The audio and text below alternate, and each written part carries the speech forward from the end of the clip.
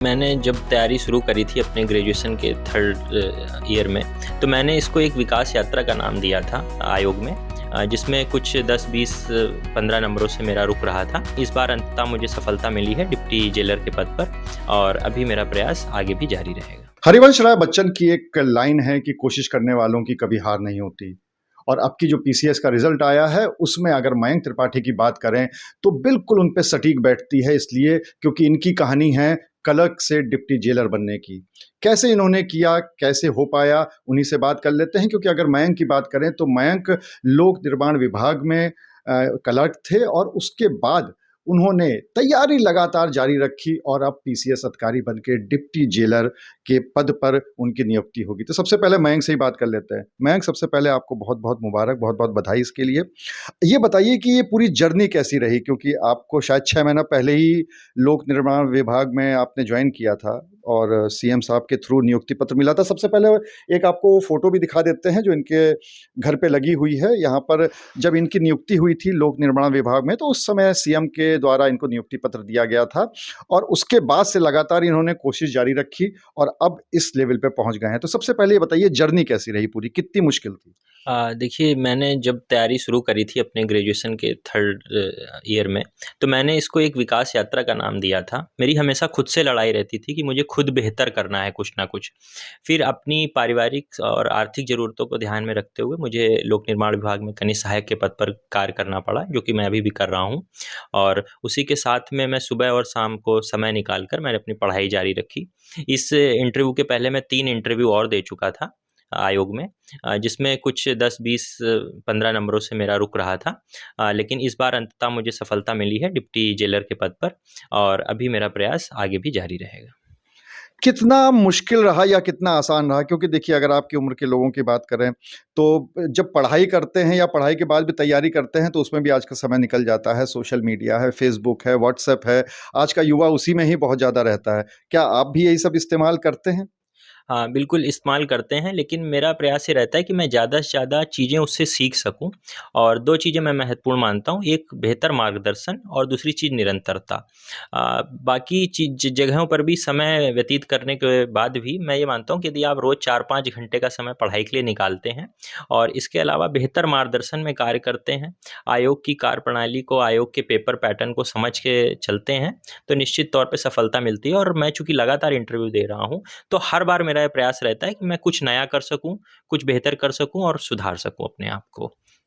कितना मुश्किल था, क्योंकि एक तरफ नौकरी करनी है, सुबह जाना है, उसके बाद शाम को आना है, उसके बाद पढ़ाई भी करनी है, सोना भी है, जो बाकी दिनचर्या है उसको भी पूरा करना है, तो समय बहुत कम मिलता है। क्योंकि जो सिर्फ तैयारी कर रहा है उसके पास तो पूरा दिन भर है, आपको तो नौकरी भी करनी थी। तो कितना मुश्किल था, कैसे मैनेज करते थे उसको?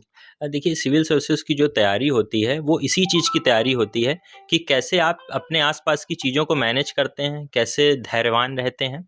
और हमारे यहाँ एक इथिक्स का पेपर भी होता है जिसमें इमोशनल इंटेलिजेंस हमको पढ़ाया जाता है, और उसको यदि हम बेहतर तरीके से अपने जीवन में पालन करते हैं तो हम परिवार को, समाज को, व्यक्तिगत लाइफ को और अपनी पढ़ाई को, अपनी प्राथमिकताओं को निर्धारित कर ले जाते हैं।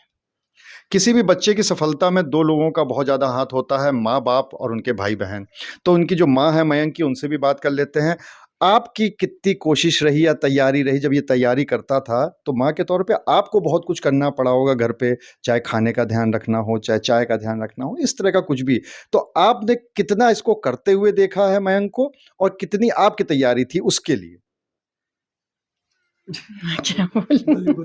बोलिए, बोलिए, बिल्कुल चिंता मत करिए भाई, आपने माँ के तौर पे जो किया है उसके बारे में बताइए बस खाली। मैंने सुबह-शाम खाने पानी दिया, चाय हाँ, ठीक दिया बात है। और कपड़े दिए हैं धुल के प्रेस करके, बस यही किया है। माँ के तौर पे यही सबसे बड़ी बात होती है, क्योंकि माँ यही करती है, खाने-पीने का ध्यान रखती है, कपड़ों का ध्यान रखती है। क्या रात-रात तक पढ़ाई किया करता था मयंक? 1:30 बजे तक। 1:30 बजे तक पढ़ाता था। जी। तो देखिए 1:30 बजे तक मयंक पढ़ाई करते रहते थे और अब उनके पिता से भी बात कर लेते हैं, क्योंकि पिता के लिए बहुत गौरव का क्षण होता है कि जब उनका बेटा किसी स्तर पे या उनके बच्चे किसी स्तर पे जाते हैं, तो आपके लिए बहुत ज़्यादा गौरव का क्षण रहा होगा? पुरातन काल से मैं एक ग्रामीण अंचल परिवेश में विद्यार्थी जीवन से आया और कानपुर में विद्यार्थी राजनीति में भी प्रभावी रहा। लेकिन आर्थिक दृष्टिकोण से जो झंझावत झेलने पड़े, उसको दृष्टिगत रखते हुए 3 बेटियां इनसे बड़ी थीं, परिवार नामक संस्था का भी ध्यान रखना था, छोटे भाई थे, ग्रामीण परिवेश में ग्रामीण लोगों का ध्यान रखना था, तो एक बड़ा संकट का विषय रहता था। लेकिन इन सब परिस्थितियों से सामंजस्य करना, बेटियों को चूँकि बड़ी थी इसलिए उच्च शिक्षित करना और बेटे की भी उच्च शिक्षा का पूरा ध्यान रखना, तो बीच में कई कठिनाइयों का दौर आया, लेकिन हम भड़बड़ाए नहीं और परेशान नहीं हुए और बेटे के मनोबल बनाने के लिए हम सतत प्रयास करते रहे कि आपको जहाँ जाना है स्वावलंबी बनिए। स्वावलंबी बनाने के लिए हमने इनके लिए हमेशा सतत प्रयास किया है। और जब कोई पुत्र या जब शिष्य अपने गुरु को पराजित करता है, कोई पुत्र अपने पिता को पराजित करता है, तो ये बड़े हर्ष का विषय होता है। घर में माँ बाप जिस तरह से प्यार करते हैं तो घर में झगड़ा करने के लिए बहन भी होती है और बिना बहन के झगड़ा किए तो काम नहीं चल सकता। तो मयंक की जो सिस्टर हैं, बहन है, वो भी यहाँ पर मौजूद हैं, उनसे पूछ लेते हैं कि झगड़ा करने के अलावा वो क्या करते थी। तो आपने मयंक से झगड़े तो किए ही होंगे? झगड़े तो अभी कल शाम को रिजल्ट आने के बाद भी हो चुका है हम लोगों का, लेकिन हम दोनों साथ में मिलकर पढ़ाई करते थे। इसने मुझे भी बहुत पढ़ाया, हालांकि मैं 2 साल बड़ी हूँ इससे। मैं इस समय बेसिक शिक्षा विभाग में कार्यरत हूँ, लेकिन मेरी जो भी चीज़ें हैं वो सब ये हमको पढ़ाता था, हर चीज़ें सिखाता था अच्छे से, और इसने बहुत सहयोग किया है पढ़ाई कराने में मेरी। आपने कितना सहयोग किया अपने छोटे भाई के लिए? मेरा भी सहयोग रहा है, क्योंकि फिर फाइनेंशियली भी थोड़ा बहुत दिया है, मैंने भी देखा है, और बाकी भी पूरा सहयोग रहा है। जो इसको पढ़ना होता था हर तरीके से, करंट हुई तो थोड़ा बहुत मैं भी इसका देखती थी, और ये भी पूरा सहयोग करता था और मैं भी इसका सहयोग करती थी पूरा। सही बात है, क्योंकि अगर हम किसी की सफलता की बात करें तो सफलता तभी तक होती है जब तक पूरा परिवार साथ ना हो, तो वो सफलता नहीं हो पाती है। एक आखिरी सवाल मयंक से कर लेते हैं, क्योंकि परिवार तो उनके साथ था, परिवार ने बहुत कुछ दिया है। मयंक, आप युवा पीढ़ी से या जो तैयारी कर रहे हैं उनके लिए कोई एक ऐसा संदेश देना चाहेंगे ताकि जो सफल होना चाहते हैं वो भी और सफल हो सके आपकी तरह? देखिए, सबसे पहली चीज़ है, अपने आसपास के जो व्यवधान हैं उनको कम से कम रखिए और बेहतर तरीके से अपने सिलेबस का अध्ययन करिए। और जिस भी फील्ड में आप बेहतर करना चाहते हैं उस फील्ड में एक अच्छी महारत हासिल करिए, अच्छा ज्ञान हासिल करिए। एक बात कही गई है कि नॉलेज इज पावर, तो उस पावर को आप गेन करिए। और 2 चीज़ें जो मैंने कही, एक मार्गदर्शन और एक निरंतरता, उसका ध्यान रखिए। Social media? सोशल मीडिया का प्रयोग करिए। देखिए, ये एक आग की तरह है जो घर को जला भी सकती है और अच्छा खाना भी बना सकती है। तो ये आपके ऊपर है उसका किस तरह से आप प्रयोग करते हैं।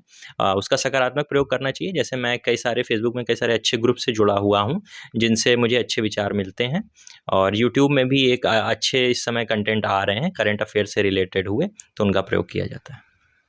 तो मयंक का ये कहना है कि अगर आप भी सफल होना चाहते हैं तो सोशल मीडिया जैसी चीज़ों का भी इस्तेमाल करिए, लेकिन उसको एक सकारात्मक तरीके से करिए तो आपको फ़ायदा ही होगा। और इसीलिए अगर मयंक जैसे लोगों को देखा जाए तो किसी शायर ने कहा है कि मंजिल उन्हीं को मिलती है जिनके सपनों में जान होती है, पंखों से कुछ नहीं होता, हौसलों से उड़ान होती है। कैमरामैन शारिक खान के साथ अनुराग अग्रवाल, TV9 कानपुर।